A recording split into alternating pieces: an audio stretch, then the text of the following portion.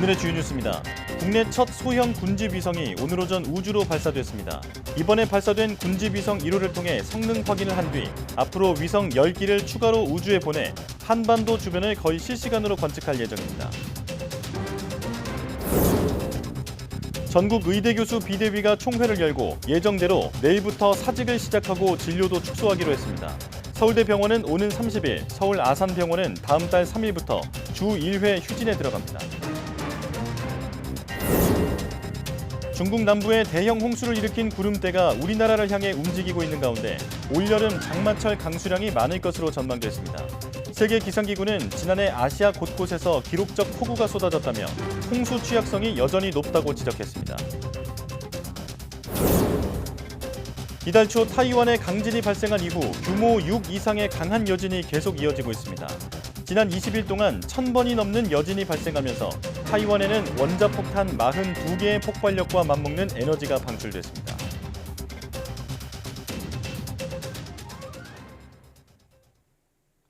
여러분 안녕하십니까? 4월 24일 사이언스 투데이입니다.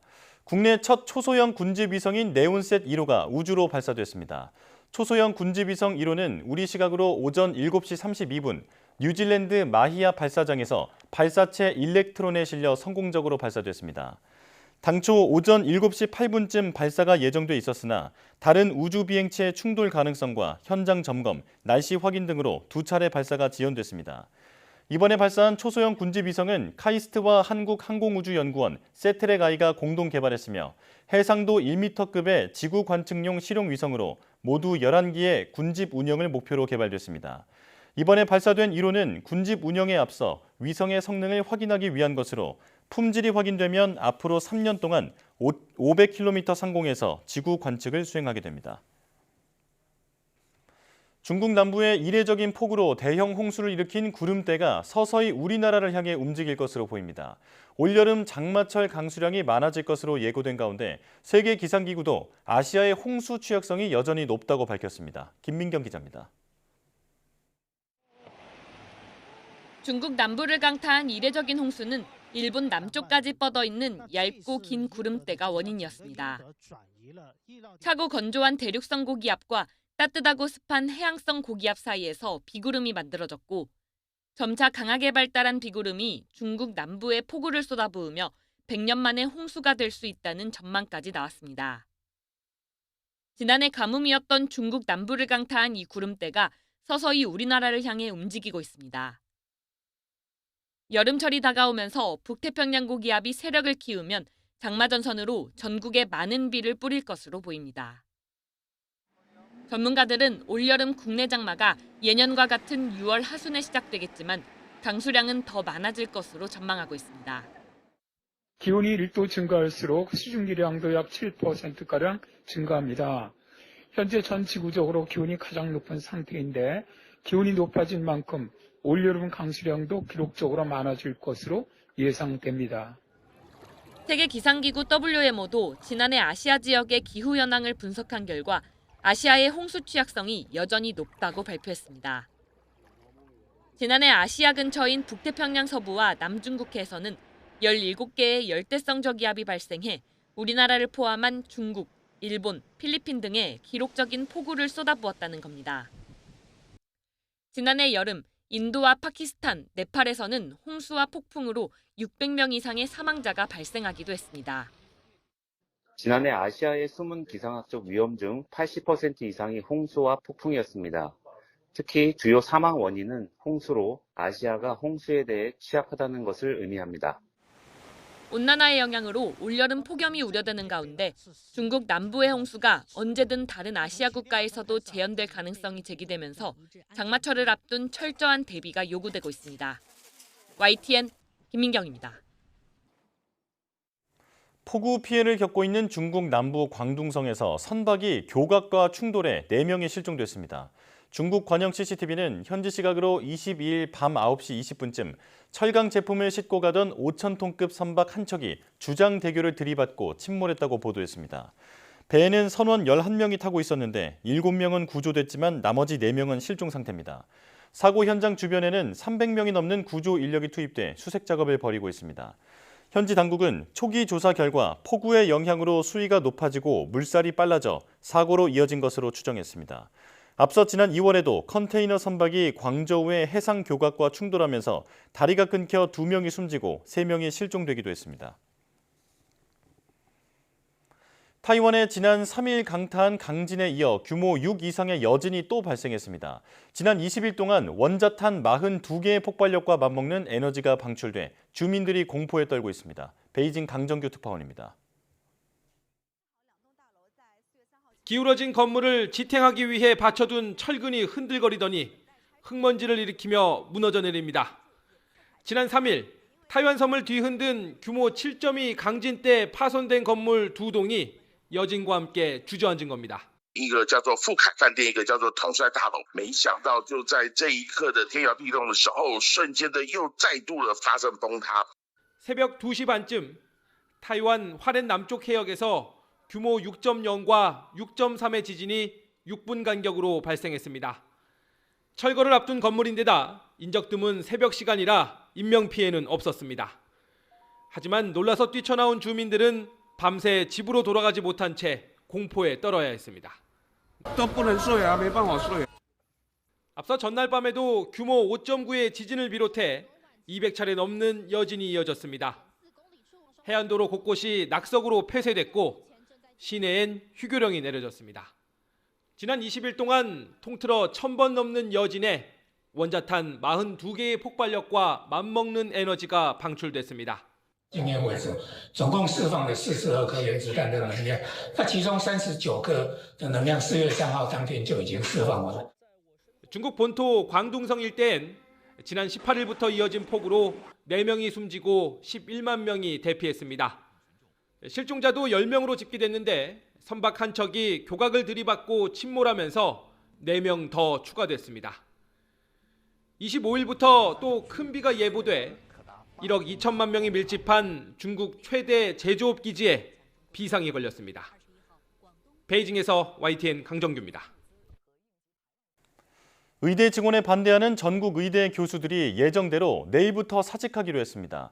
또 대학별 사정에 맞춰 다음 주 하루 휴진에 들어가기로 했는데 일부 대학들은 이미 주 1회 휴진 방침까지 확정했습니다. 송재인 기자입니다. 전국 의과대학 교수들이 병원에 사직서를 제출하기 시작한 건 지난달 25일. 이로부터 벌써 한 달이 지났습니다. 전국 의과대학 교수 비상대책위원회는 총회를 열고 예정대로 내일부터 사직하기로 결정했습니다. 이 사직 절차는 정부의 사직 수리 정책과는 관계없이 진행된다는 점도 분명히 했습니다. 나아가 다음 주 하루 휴진하기로 뜻을 모았습니다. 현재 주 70에서 100시간 이상 근무로 교수들의 정신과 육체가 한계에 도달했기 때문이라고 설명했습니다. 다만 휴진 날짜는 대학이 자율적으로 결정하기로 했으며 이후 주 1회 휴진 여부는 오는 26일 정기총회 때 상의할 예정이라고 밝혔습니다. 앞서 서울대와 울산대 의대 교수들은 이달 말부터 잇따라 주 1회 휴진에 들어가기로 했습니다. 서울대 의대 교수들은 30일부터 서울 아산병원 등 울산대 의대 교수들은 다음 달 3일부터 주 1회 휴진하기로 한 겁니다. 울산의대 교수협의회 비상대책위원회는 장기간 비상의료 상황에서 교수들의 정신적, 신체적 한계 때문에 진료와 수술을 재조정할 수밖에 없다고 설명했습니다. 이어 어린 자녀를 키우는 의사의 경우 계속되는 진료와 당직으로 육아에 문제가 있어 육아휴직을 신청할 예정이라고 덧붙였습니다. YTN 송재인입니다.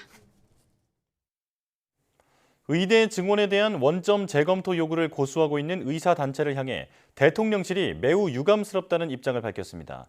의료계를 향해 합리적이고 통일된 대안을 제시하면 증원 규모에 대해서도 논의할 수 있다며 25일 출범하는 의료개혁 특별위원회에 참여할 것을 촉구했습니다. 김평정 기자입니다. 의대 증원 정책으로 촉발된 전공의 집단 이탈 사태가 2달을 넘긴 가운데 대통령실이 직접 브리핑을 열었습니다. 의대 증원 원점 재검토 입장을 고수하는 의사단체를 향해 매우 유감스럽다고 밝혔습니다. 정부가 올해 입시에 한해 늘어나는 의대 정원의 최대 절반까지 자율적으로 줄일 수 있도록 허용했는데도 의료계는 한 발도 물러서지 않는 점을 지적한 것입니다. 특히 정원 자율조정 허용을 과감한 정책적 결단이라고 의미를 부여하며 이에 화답하는 입장 변화가 있어야 한다고 강조했습니다. 국민과 환자의 요구를 무겁게 받아들여 과감하게 정책적 결단을 내린 것입니다. 그럼에도 의사협회를 비롯한 몇몇 의사단체는 의대 중원 정책의 원점 재검토 입장만을 고수하고 있어 매우 유감스럽게 생각합니다. 의료계와 정부만 대화할 수 있는 5+4 협의체도 제안했지만 이마저도 거부했다며 역시 유감을 표했습니다. 정부와 의료계는 물론 환자단체와 시민단체, 전문가가 참여하는 의료개혁특별위원회는 오는 25일 출범한다고 밝혔습니다. 여기서는 필수 의료 대책뿐 아니라 의료계가 요구하는 의료인력 수급 현황의 주기적 검토가 논의될 예정이라며 의료계의 동참을 촉구했습니다. 특위 출범 전까지 의협과 전공의 협의회의 전향적인 입장 변화를 기대하며 언제라도 의대 중원 규모에 대해 합리적, 과학적 근거를 갖춘 통일된 대안을 제시하면 논의의 장은 열려 있다는 점을 다시 한번 확인해 드립니다. 오는 25일에 의대 교수들의 사직이 효력을 발휘한다는 주장에 대해서는 고용계약 형태 등이 다양해서 일률적으로 적용되지 않는다고 설명했습니다. 집단행동은 사직의 사유가 될 수 없어 정식으로 사직서가 수리될 사례는 없는 것으로 파악된다며 의대 교수들을 향해 의료 현장을 지켜달라고 거듭 호소했습니다. YTN 김평정입니다. 안락사와 조력 자살이 불법인 페루에서 희귀 퇴행성 질환으로 온몸이 마비된 40대 여성이 예외를 인정받아 안락사로 생을 마감했습니다. 페루에서 시행된 첫 번째 안락사 사례입니다.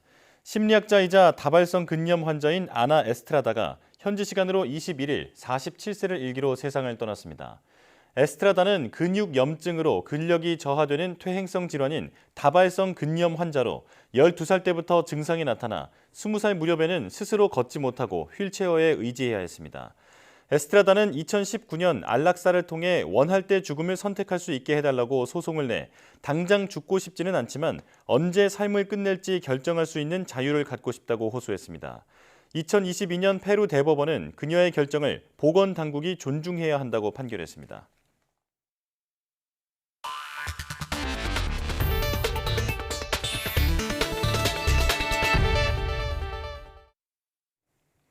고대 그리스의 철학자 플라톤이 묻힌 정확한 장소가 고대 로마의 파피루스 두루마리 문서를 통해 확인됐다고 이탈리아 현지 언론들이 보도했습니다. 이탈리아 피사대의 그라치아노 라노키아 파피루스학 교수는 현지 시간 23일 나폴리 국립도서관에서 국립연구위원회와 함께 수행한 그리스 연구 프로젝트의 중간 결과에서 이같이 밝혔습니다. 라노키아 교수는 헤라쿨라네움 두루마리를 해독한 결과 플라톤의 무덤은 그리스 아테네에 설립한 아카데미아의 정원 개인 공간에 있는 것으로 확인됐다고 밝혔습니다. 라노키아 교수가 주도한 연구팀은 이번에 AI를 활용한 결과 1000개의 새로운 단어를 발견했다며 이는 30년 전 마지막으로 해독했을 때보다 30% 더 많은 단어를 찾아낸 것이라고 설명했습니다. 기아와 현대자동차, 메르세데스 벤츠 코리아 등 4개 업체가 차량 제작 결함으로 자발적 시정 조치에 들어갑니다. 국토교통부는 오늘 기아와 현대자동차, 메르세데스 벤츠 코리아, 스텔란티스 코리아에서 제작 또는 수입 판매한 43개 차종 20만여 대에서 제작 결함이 발견돼 리콜을 실시한다고 밝혔습니다. 기아는 니로 HEV 등 2개 차종 10만여 대에서 엔진 동력 전달 제어 장치 제조 불량이, K9 2만여 대에서는 전자제어 유압장치 내구성 부족 등이 발견됐습니다. 현대는 엑센트 3만 7천여 대에서 전자제어 유압장치 내구성 부족이 발견돼 오는 30일부터 시정 조치에 들어갑니다. 벤츠는 12개 차종 12,000여 대에서 배터리 접지부의 연결 볼트 고정 불량과 21개 차종 12,000여 대에서 계기판에 안개등 표시 안전기준 부적합 등이 발견됐습니다. 매월 일정 횟수 이상 대중교통을 이용하면 지출금액의 일정 비율을 돌려받는 대중교통카드인 K패스 발급이 오늘부터 시작됩니다. 국토교통부는 대중교통을 월 15회 이상 정기적으로 이용할 경우 일반인은 지출금액의 20%, 청년은 30%, 저소득층은 53%를 다음 달에 돌려받는 교통카드 K패스를 오늘부터 발급하고 다음 달부터 시행한다고 밝혔습니다. 해당 대중교통은 시내버스와 마을버스, 지하철과 광역버스, GTX도 포함되는데 택시는 제외됩니다. K패스 신규 가입자는 K패스 앱 또는 웹사이트에서 신규 회원 가입을 해야 하며 기존 알뜰 교통카드 이용자는 회원 전환 절차를 거쳐야 혜택을 받을 수 있습니다. 고물가에 매일 나가는 점심값을 아끼기 위해 구내 식당이나 편의점에서 끼니를 해결하는 직장인들이 늘고 있습니다. 식당에서 많이 쓰는 수입 마늘과 고춧가루 등 주요 식자재 가격도 오르면서 외식 물가 상승을 부추기고 있습니다. 황보혜경 기자입니다. 평일 점심시간 서울 여의도에 있는 지하 구내식당에 긴 줄이 늘어섰습니다. 점심 한 끼에 5,500원으로 일반 식당보다 저렴한 가격에 직장인들이 많이 찾고 있습니다. 밖에서 이제 먹게 되면은 15,000원 정도 쓰게 되는데 여기서는 한 5,000원 정도면은 저렴하게 먹을 수 있어서 자주 먹게 되는 것 같아요. 점심 영업을 시작하는 11시부터 줄을 서지 않으면 한참을 기다려야 할 정도입니다.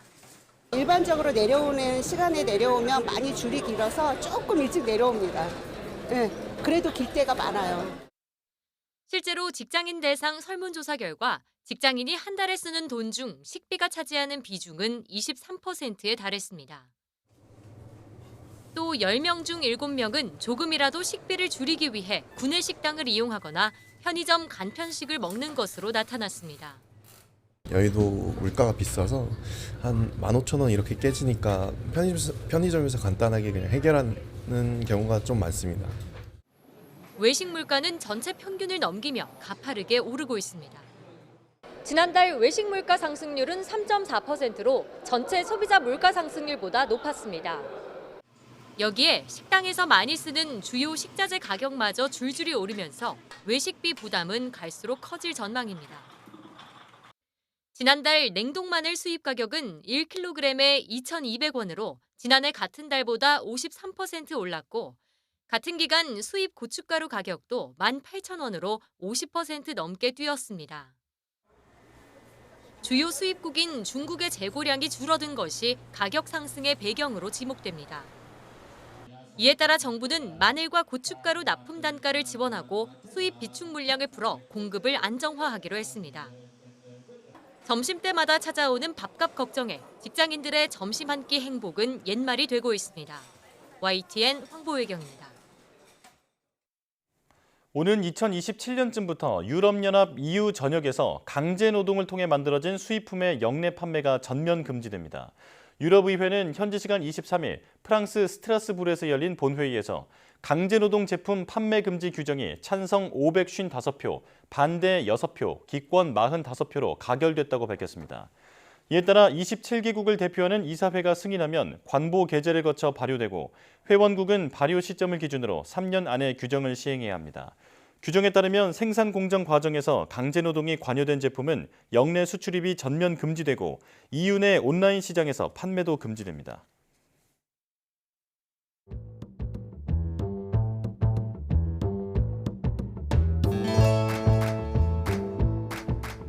기어코 일어나리니 그 일로 모든 게 끝이 나면 빨리 해치우는 게 낫다. 지식도 배우고 재밌는 일을 더 만들고. 그 책을 읽는 순간만큼 다른 곳으로 저를 데려가는 것 같아서 어떻게 보면 저한테는 책이 하나의 피난처?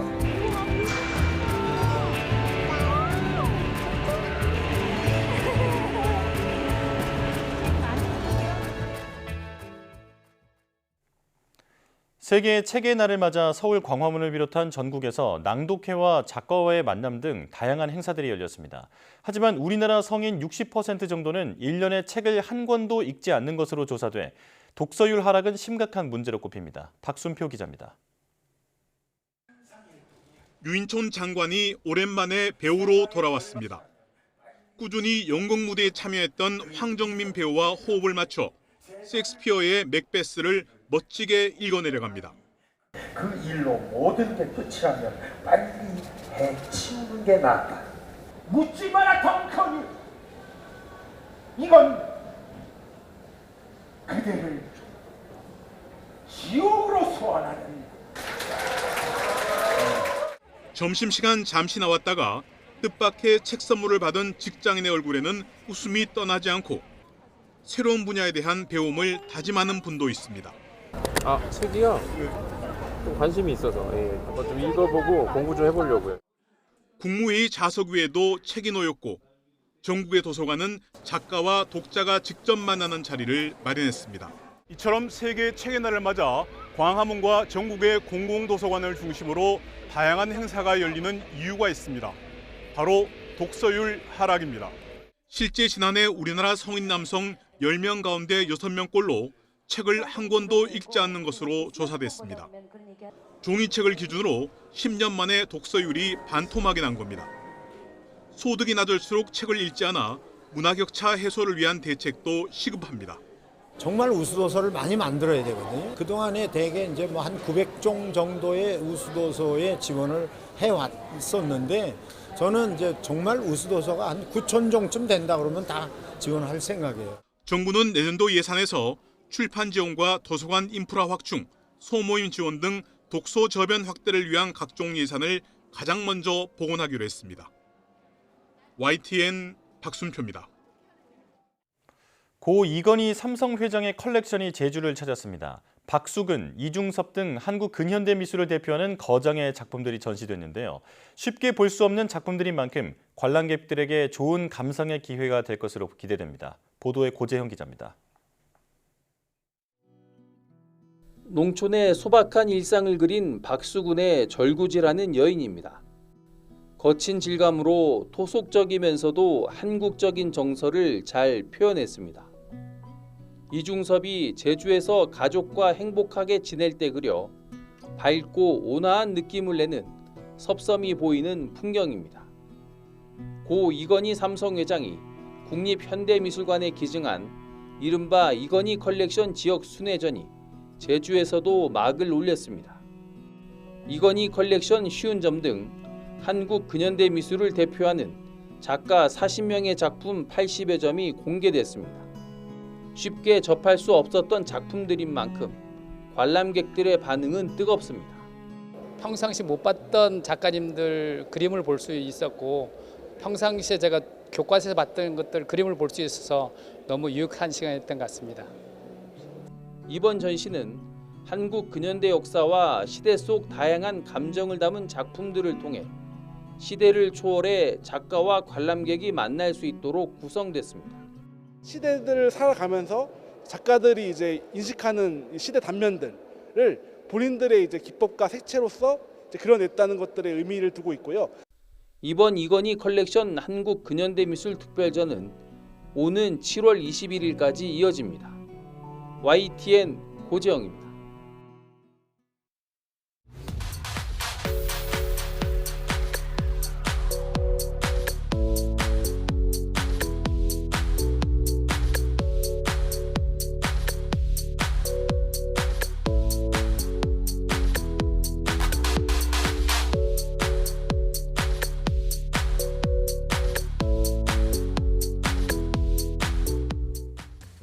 오늘 아침 우리 기술로 개발한 초소형 군집위성 네온셋 1호가 성공적으로 발사됐습니다.